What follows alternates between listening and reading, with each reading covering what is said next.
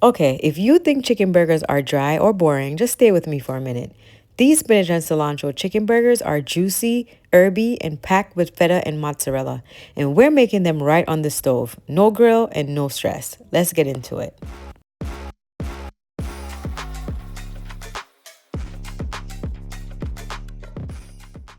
So I'm starting with ground chicken. It's lean, but when you build flavor into it properly, it's actually really tender. Then I'm adding finely chopped onion. This softens as it cooks and keeps everything juicy. Fresh spinach goes in, just a handful. It wilts down and it adds moisture without making it heavy. Some green onions for that mild bite and lots of cilantro. I love cilantro in chicken burgers. It just brightens everything up. Now for seasoning, garlic powder, onion powder, a little paprika for warmth, and of course, salt and pepper. For texture and flavor, I'm adding feta. That salty tang is so good in this. And mozzarella for melt. That combination right there, that's what keeps these from tasting plain. And I finish with just a squeeze of lime. Not too much, just enough to wake everything up.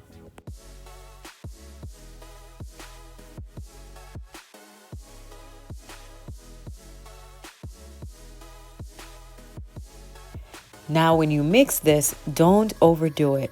Once it comes together, stop. Overmixing ground chicken makes it really dense.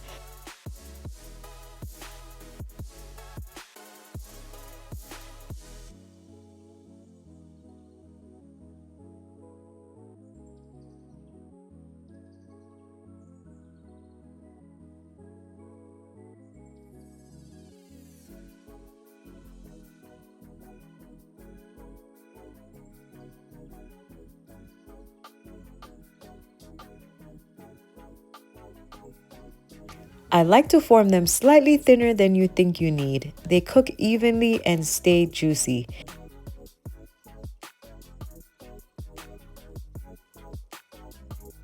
And if they feel a little soft, that's totally normal. The cheese will help bind everything.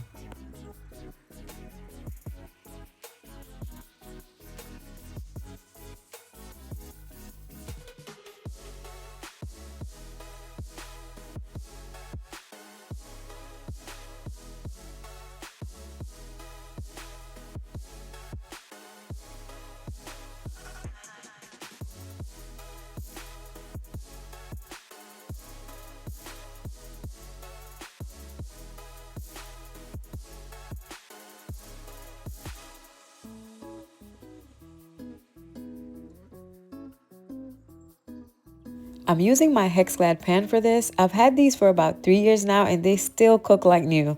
They get such a nice crust without sticking. And I'm also using my Graza Sizzle Extra Virgin Olive Oil. Okay, now let's cook. Medium heat, not high. Ground chicken needs time to cook through without burning. You want to hear that sizzle, and that means that the crust is forming.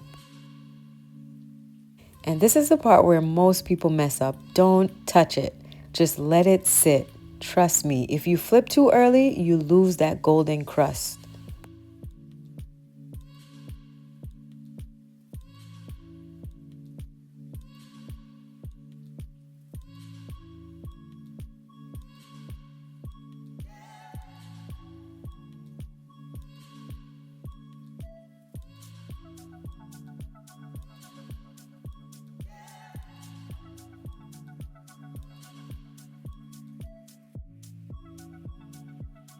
Now, see that color?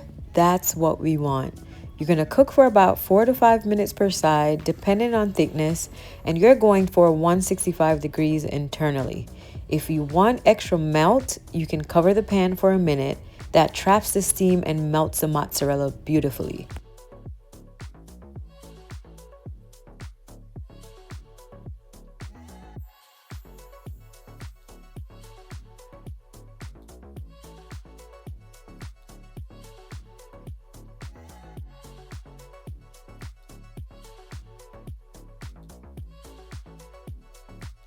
Now, after I flip them, I like to add a little butter to the pan. It just adds flavor and helps that crust get even more golden.